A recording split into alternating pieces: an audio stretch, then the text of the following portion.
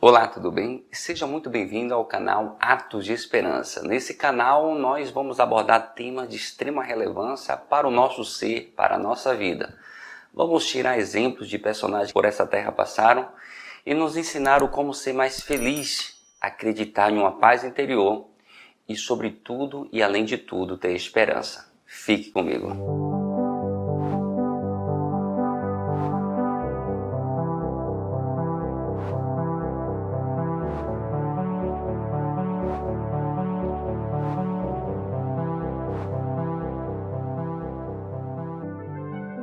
Injustiça, talvez essa seja uma das palavras mais amargas que o ser humano pode sentir. Algo que nos traz um sentimento de decepção, de angústia, de mágoa, de ira. Algo que nos traz uma sensação que, na sua grande maioria, destruiu pessoas, comunidades, destruiu nação. E o que é injustiça? Questão lógica. É a falta de justiça. Se a gente parar para analisar a história da humanidade, nós vamos perceber que em grande parte dela, muita história foi contada, foi criada sobre um povo que praticou a injustiça, a iniquidade. Será que você tem sido justo no que você faz? Será que você entende que ser justo é uma obrigação? Será que ser justo é uma escolha?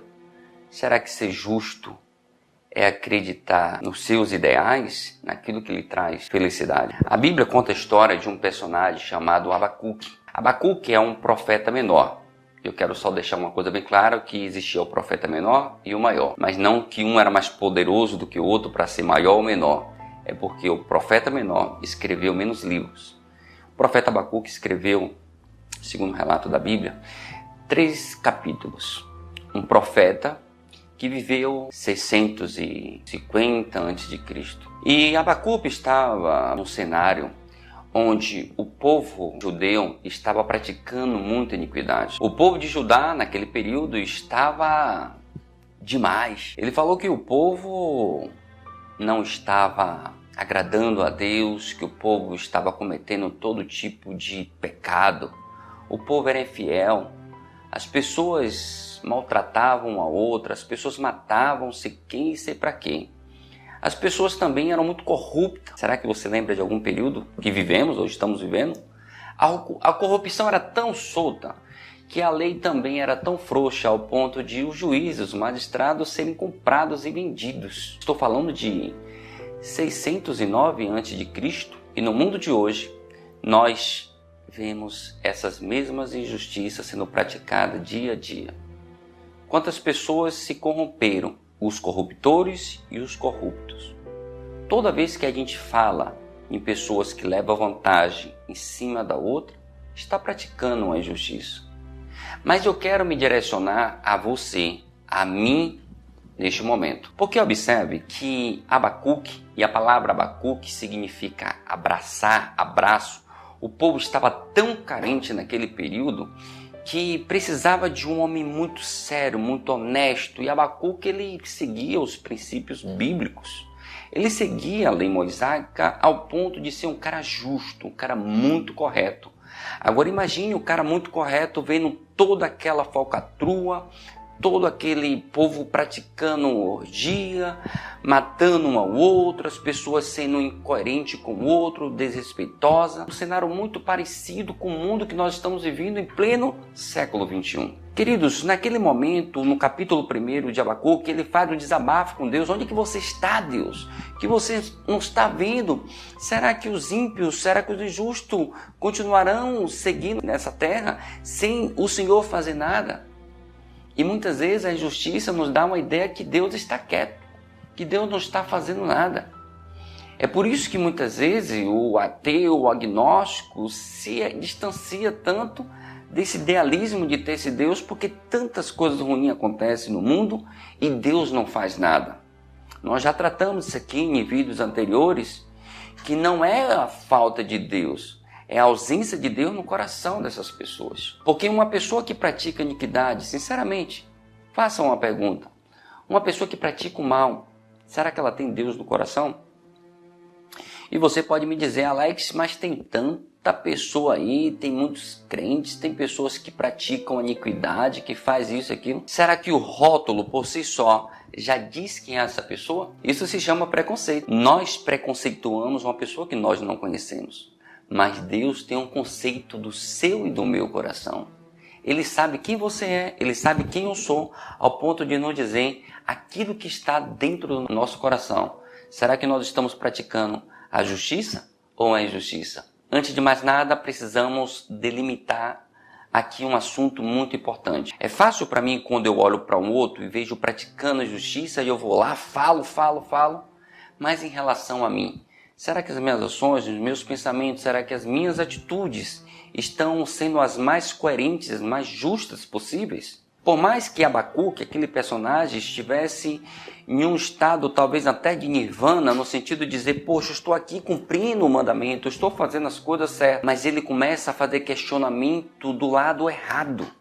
No momento que ele vira para entender que o problema está com o outro, ele esquece também de ter uma relação íntima com Deus. Que queridos, eu quero lhe dizer uma coisa muito importante, não é a lei, não é sua esposa, não é seu marido, não é seu filho que vai dizer o que você vai fazer de certo e de errado. Mas é você, no seu subconsciente, naquilo que está dentro do seu coração. Você sabe o que você está pensando. Você sabe o que está sendo processado pela sua mente. E você tem hoje autonomia. Você tem o poder de colocar ou não em prática esses pensamentos tão iníquos, muitas vezes injusto.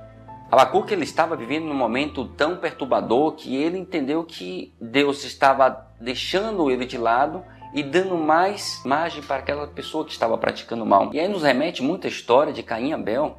Quando Caim vai oferecer para Deus o sacrifício dele, Abel ao mesmo tempo, Deus recebe o sacrifício de Abel, mas Caim, ele quando percebe que Deus não recebe aquela oferta dele, ele fica tão irado e indignado ao ponto de tirar aquele ser que Deus tanto amava, que era o próprio irmão, o Abel. A Bíblia não fala, eu sei que muita gente questiona, fala que ele não gostava do irmão, me parece que ele gostava do irmão, talvez não amasse, porque quem ama não faz o que ele fez. Mas a gente precisa entender que naquele momento, Caim entendeu que Deus estava sendo injusto com ele, observe, porque não recebeu as ofertas dele. O canadense psicólogo, professor de Harvard e da Universidade do Canadá, Jordan Peterson, em seu livro 12 Regras para a Vida, um antídoto para essa vida, ele trata sobre 12 regras que vai fazer com que a gente seja uma pessoa melhor no dia a dia, a nossa postura. E na regra de número 6, ele fala: arrume a sua casa antes de criticar o outro. E aí vem o ponto da nossa mensagem aqui. Nós queremos pontuar uma coisa muito importante. Antes de eu e você criticar o outro, precisamos fazer uma autoanálise dentro de nós. Precisamos voltar àquele momento socrático em que Sócrates disse: conhece a ti mesmo e terá liberdade, libertação. Eu preciso fazer um levantamento dentro de mim endógeno, algo que está no meu ser. Será que eu estou sendo justo? A gente percebe muita gente mandando mensagem, falando de governo corrupto, político corrupto, ladrão. Mas será que todas essas pessoas que compartilham são justas? Será que essas pessoas não praticam um crime até mais grave que a outra? Eu aqui não estou querendo fazer uma defesa dos corruptos, porque, como disse o Ministério Público nas ações da Lava Jato, há aquele que é corrupto e aquele que é corruptor. O corruptor, ele consegue corromper pessoas do bem. E muitas vezes é uma verdade notória. Pessoas corretas estão sendo deixadas levadas por esse sentimento, se fulano roubou, vou roubar também. Se fulano fez aquilo de errado, por que eu não vou fazer? Compreende? Então muitas vezes queremos justificar o erro do outro para praticar aquilo que a gente sabe que é errado. Você sabe porque você tem um Deus na sua vida. E Deus, quando Ele age na sua mente, Ele te coloca o verdadeiro caminho, a verdadeira verdade. Não adianta fechar os olhos para uma realidade que está dentro do seu coração. Então, Alex, me diz então o que é justiça, o que é que eu posso fazer para ser mais justo? Precisamos primeiro reconhecer, será que eu sou uma pessoa justa comigo mesmo? Será que os meus pensamentos não estão sendo manipulados por mim mesmo? Muitas vezes eu consigo ver a justiça, mas eu deixo de praticá-la por uma questão de conveniência para mim. Ou seja, se eu vejo que algo vai me trazer um benefício, logo eu deixo de praticar aquela justiça para não me prejudicar. Porque muitas vezes aquele ato justo vai me trazer um prejuízo para aquilo que eu quero naquele exato momento. Aí começa o indício da própria injustiça. É por isso que em 1517, quando Martinho Lutero fixou lá na igreja as 95 teses contra a Igreja Católica, queridos, eu quero falar uma coisa muito importante para você. Martinho Lutero foi um monge. Quando ele entrou no mosteiro na ordem dos agostinianos, ele já era formado, ele era professor, ele largou tudo para viver como monge. E quem sabe que os agostinianos eram uma pessoa que passava o voto naquele momento de pobreza e largou tudo. Quantas vezes Martinho Lutero saiu descalço para pedir comida às pessoas? Ele foi humilhado, ele foi vilipendiado pela Igreja Católica, mas ele cumpria as regras, ele era um cara muito voltado para a religião, ele achava que ele não era digno de muita coisa. E no momento que ele viaja, uma viagem de 2 meses para Roma, depois que ele se forma, depois que ele ganha ali o título para poder fazer teologia, ele vai a Roma, e quando ele chega a Roma e ele vê aquele cenário totalmente diferente daquilo que ele praticava lá naquele convento. As pessoas estavam ali todas vestidas, sendo padre, mas praticando algo contra a Bíblia. Vários padres professando inclusive adorações a deuses de Atenas. Então, aquilo incomodou ele a tal ponto. E eu lembro que a história conta que o Papa Leão X falava para aquela pessoa que conseguisse subir aquelas escadas de joelho, teria um perdão maior. E quando Martinho Lutero se ajoelha, ele decide naquele momento subir toda aquela escadaria para poder ter a remissão de alguns pecados dele, que ele se achava impuro. E quando ele chega na metade do caminho, ele lembra justamente o livro de Abacuque, em que diz: o justo viverá pela fé. Cai na mente dele que aquele sacrifício que ele estava fazendo era um sacrifício de tolo. Ele não precisava arrancar o joelho dele por conta de um preceito que ele achava que ele fazendo aquilo, ele ia ter o perdão. E aí vai uma coisa importante aqui. Naquele momento disse a história que ele levanta e ele disse: não, justo viverá pela fé. Ou seja, alguém já morreu por mim na cruz lá atrás, Jesus Cristo, para me dar a oportunidade de ser uma pessoa livre. Então é a minha fé, eu sou justificado pela fé, porque a salvação é dom gratuito. Então, querido, se esse pensamento que está lhe atrapalhando, subvertendo o valor de você, que é uma pessoa correta, mas está indo em deslizes, em coisas miúdas. Eu quero dizer outra coisa aqui: o homem não tropeça em montanhas, o homem tropeça em pedras pequenas. Isso quer dizer que muitos de nós somos pegos pelos detalhes. Erramos em coisas tão fúteis. Para quê? Desnecessariamente. Às vezes nós sabemos o que é certo, mas deixamos de praticar por conveniência própria. Então, queridos, assim como fez Martinho Lutero, que ele disse: o justo viverá pela fé, na base do conhecimento da verdade, que é Deus no seu coração, aquele que vive e reina na sua vida, ele faz uma coisa extraordinária na vida daquele personagem Abacuque.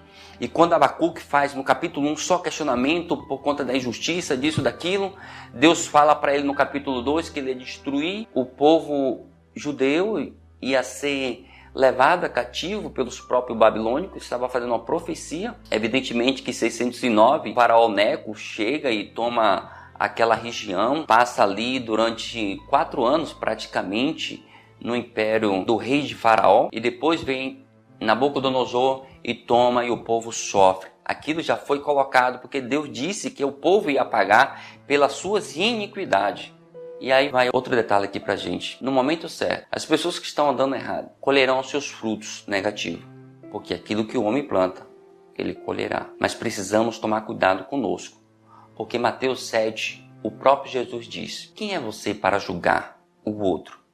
Por acaso você pode estar sentado no lugar do juiz? Hipócrita, tira primeiro a trave que está no seu olho para depois tirar o cisco que está no olho do seu irmão. Mensagem dura, mensagem muito dura. Essa reflexão filosófica que Cristo está dizendo é para que eu e você possa estar fazendo uma análise profunda do nosso ser.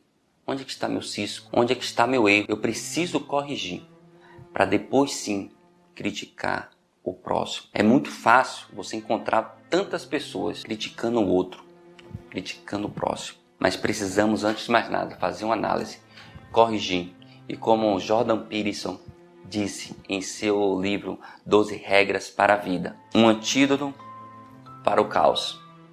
Ele fala lá na regra número 6, organize primeiro a sua casa, arrume a sua casa, para depois falar do outro. Quero concluir com a palavra que Abacuque deixou, que de fato, sem sombra de dúvida, uma das melhores frases que eu já ouvi na Bíblia, que quando ele percebe que o povo está pecando, mas que Deus conversa com ele dizendo: pode deixar que no momento certo eu vou estar penalizando ele, mas eu quero que você entenda que independente dele estar fazendo o errado, você, Abacuque, precisa ter um conhecimento de mim. A sua relação comigo deve estar afinada. E aí Abacuque cai na graça de Deus e ele diz no capítulo 3, versículo 17: mesmo que a figueira não floresça, mesmo não haja fruto na videira, ainda que o trabalho da oliveira falhe e os campos não produzam alimento, ainda que o rebanho seja cortado do seu aprisco e não haja gado nos estábulos, ainda assim regozijarei no Senhor, exultarei o Deus da minha salvação. O Senhor Deus é a minha força. Ele fará os meus pés como os da coça e me fará andar sobre os meus lugares altos. A conclusão é que quando nós estamos tendo um relacionamento com Deus, passamos desse plano terrestre, entramos em uma metafísica, em um plano espiritual e começamos agora a mortificar nosso desejo carnal. Como diz o nosso querido irmão Paulo, o apóstolo Paulo: mortificai as concupiscências, o pecado da carne, e vivai segundo o Espírito Santo, porque a sua carne, a minha carne, tende a fazer as coisas que não agradam a Deus, mas o nosso espírito quer fazer a vontade do Pai, para que eu e você tenhamos vida e vida em abundância. Que Deus te abençoe. Se gostou desse vídeo, dessa mensagem, deixe seu like, ative o sininho, se inscreve no canal e compartilha para os seus amigos. Deus te abençoe. Beijo no coração.